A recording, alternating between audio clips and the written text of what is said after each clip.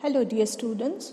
Today we will conclude chapter 3, that is Nazism and Rise of Hitler, and today's topic we are going to discuss about is the art of Nazi propaganda and how did Jews react to it. The Nazi regime used language and media with care and often to great effect. And the terms they coined to describe their various practices are not only deceptive, they are chilling. If one by one we will be learning about these terms, and except the people of Germany, the rest of the world were not at all aware what they are actually talking about. Nazis, they never used the terms like kill. Mass killing was referred as special treatment or final solution. When they used to say that Jews, they have to go for special treatment, rest of the world did not know that they are all talking about mass killing of Jews. Okay, and another term, euthanasia. Euthanasia was a term which was used for the disabled. Selections and disinfections, these kind of terms were used for evacuation, meant for deporting people to gas chambers. Now, when they used to say that, disinfection has to be done, that the world understood that they might be talking about disinfecting the areas, but actually what they meant was thrashing the Jews to the gas chambers and suffocating them and killing them. Do you know what the gas chambers were called? They were labeled as disinfection areas, and these gas chambers looked like bathrooms equipped with fake shower heads. Media was carefully used to win support for the regime and popularize its worldview. Nazi ideas were spread through visual images, films, radio, posters, catchy slogans, and leaflets. In poster, groups identified as enemies of Germans were stereotyped. Not only stereotyped, they were mocked, they were abused and described as evil. Propaganda films were made to create hatred for Jews.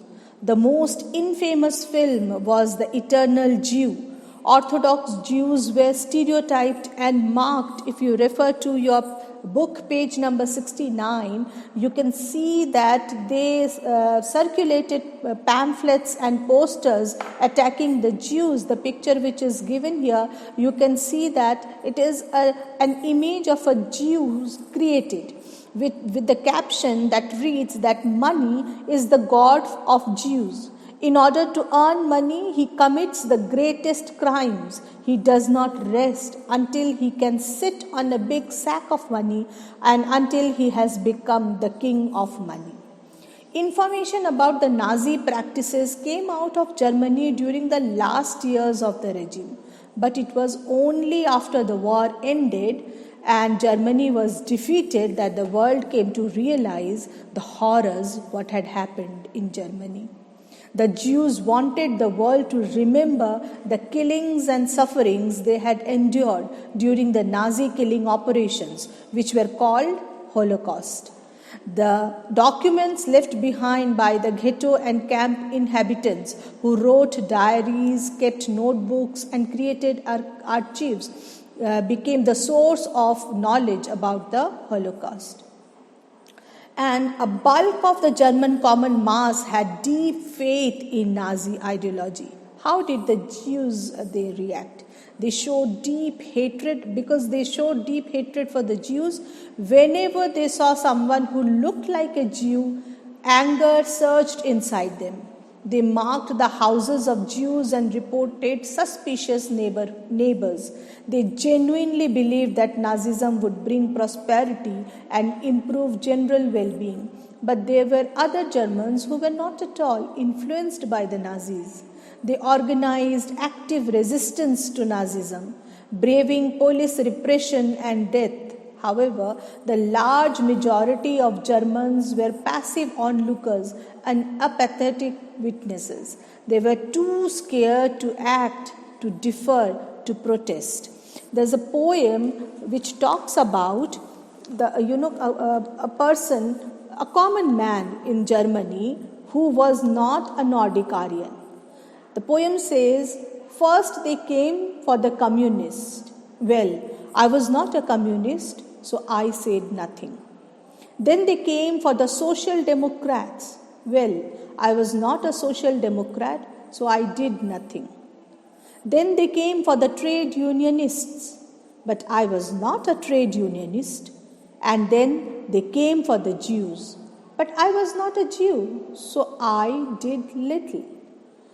Then when they came for me, there was no one left who could stand up for me. So this was the condition.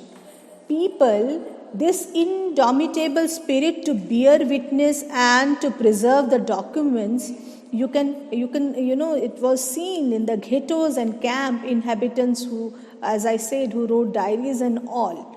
And on the other hand, when the war seemed lost, the Nazi leadership distributed petrol to its functionaries to destroy all incriminating evidence available in offices. So the Jews, to a certain extent, they at one point of time, they also started believing. It was only after the war ended and Germany was defeated that the world came to realize what was happening in Germany. Yet the history and the memory of the Holocaust live on in the memoirs, fictions, documentaries, poetries, memorials, and museums in many parts of the world today. These are a tribute to those who resisted it, an embarrassing reminder to those who collaborated, and a warning to those who watched in silence. So in this way, we come to the end of this chapter after knowing that after First World War, during that time and during the Second World War, how Hitler came into power, how he manipulated the people, how dictatorship was laid down in Germany, how the Jews, they had to suffer a lot because of the hatred Hitler was carrying in his heart and mind. So children, we are coming to the end of this chapter. Please revise well, go through the video and refer to the reference videos posted in Google Classroom. Thank you so much.